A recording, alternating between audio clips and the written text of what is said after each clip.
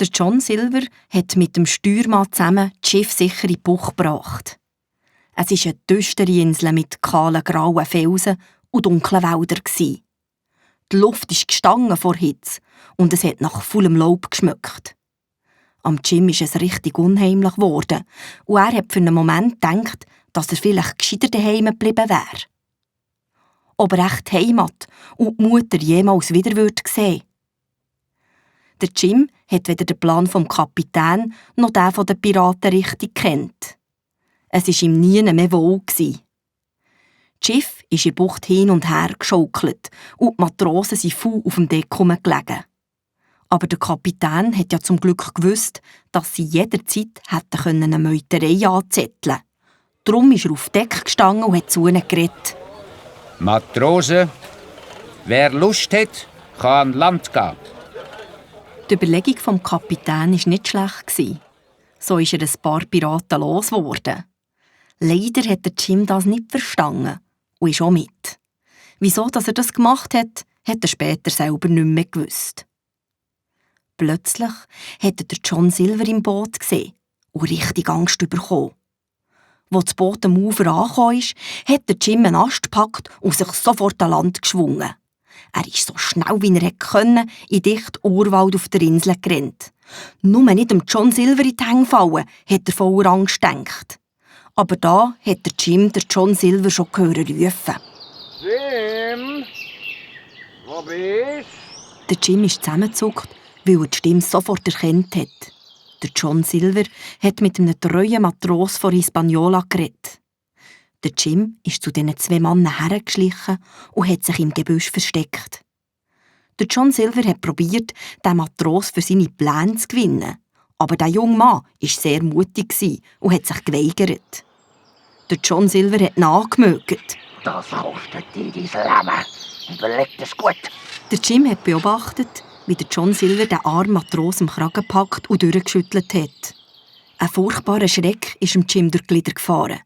Nur weg vom John Silver, weg, weg! Er ist gerannt, so schnell wie er konnte. Die Stimmen der Männer sind von immer weiter weggekommen. Und der Jim ist erschöpft und atemlos am Boden gehockt. Jetzt hat er gewusst, was Piraten für einen Schlag Leute sind.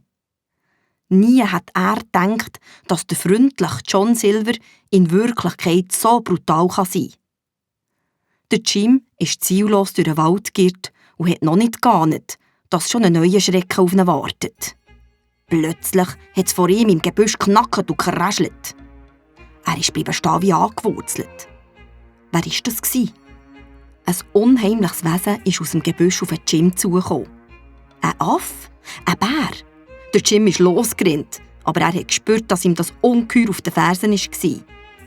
Schon gleich hat ihn die unheimliche Gestalt eingeholt und er konnte nicht mehr ausweichen. Sein Herz hat gerasselt vor Angst. Aber da hat er gemerkt, dass es ein Mensch war, der ihn verfolgt hat. Ich heisse Ben Gunn. Ich habe seit 3 Jahren mit keinem Menschen mehr ein Wort geredet. Er ist vor dem Jim abgeknäult und hat seine dünnen Arme in die Luft gestreckt. Ein abgemagerter Mann mit langen, verfilzten Haaren, einem wilden Bart und verrissenen, dreckigen Kleidern. Und von wo kommst du? Er hat mich da auf dieser Insel ausgesetzt. Bist du ein Pirat? Haben die andere Piraten ausgesetzt, weil sie die loswerden wollten? Ja, ein schlimmer Pirat sogar. Aber ich bereue alles Böse, was ich jemals gemacht habe. Alles. Ich habe schwer gebüßt dafür. 3 Jahre lang habe ich nur von Beeren und Muscheln gelebt. Wie manchmal habe ich in der Nacht von einem grossen Stück Käse geträumt. Wenn ich je wieder auf mein Schiff zurückkomme, bekommst du ein riesengroßes Stück Käse. Versprochen. Wieso sagst du das? Hast du denn Angst, dass du nicht mehr auf dein Schiff kommst? Der Jim hat ihm all seine Erlebnisse auf dem Schiff und auf der Insel erzählt. Der Ben Gunn war ganz aufgeregt, als er gehört hat, dass Piraten an Bord waren. Ist es aber nicht etwa das Schiff vom Captain Flint? Nein, du musst keine Angst haben. Der Captain Flint ist tot. Aber die Piraten auf dem Schiff gehören zur Mannschaft vom Captain Flint. Ah, und dort ist sicher ein Mann dabei, der nur ein Bein hat. Du meinst den John Silver, unseren Schiffskoch? Hat er dich jemand geschickt, um mich zu suchen? Du musst wirklich keine Angst haben. Ich gehöre zu den Leuten vom Baron, die ich dir erzählt habe. Aha.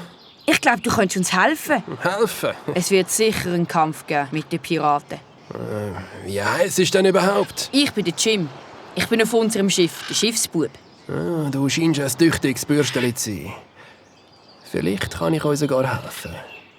Er hat dem Jim von einem Boot erzählt. Eins, das er selber gebaut hat. Und hat ihm auch gerade verraten, wo es liegt.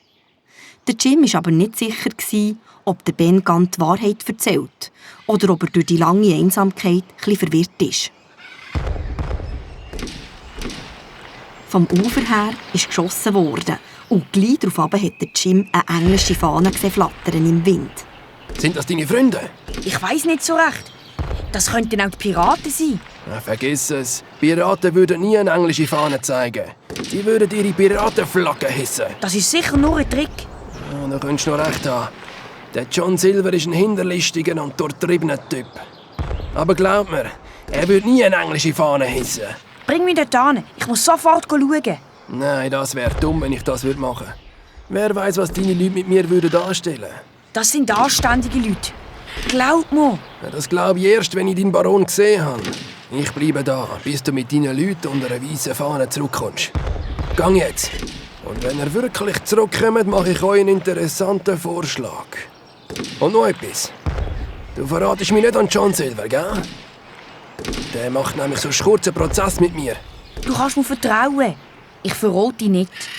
Gang dort unten beim Felsen durch, das ist der schnellste Weg. Viel Glück.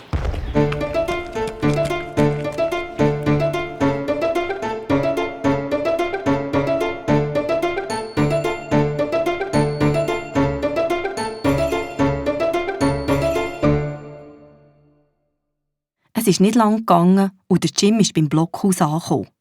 Er hat sofort gesehen, dass hier ein wilder Kampf stattgefunden hat. Einer der guten Matrosen ist vor der Eingangstür gestanden und als er den Jim gesehen hat er ihn begrüßt und reingelassen. Alle haben sich gefreut, als der Jim auftaucht ist. Vor allem der Doktor. Ah, Jim, wir haben uns so grosse Sorgen um dich gemacht. Gut, dass du wieder da bist. Wir haben den Piraten so gut wir können die Stirn boten. Eine Schlacht haben wir bis jetzt gewonnen, aber den Krieg noch nicht.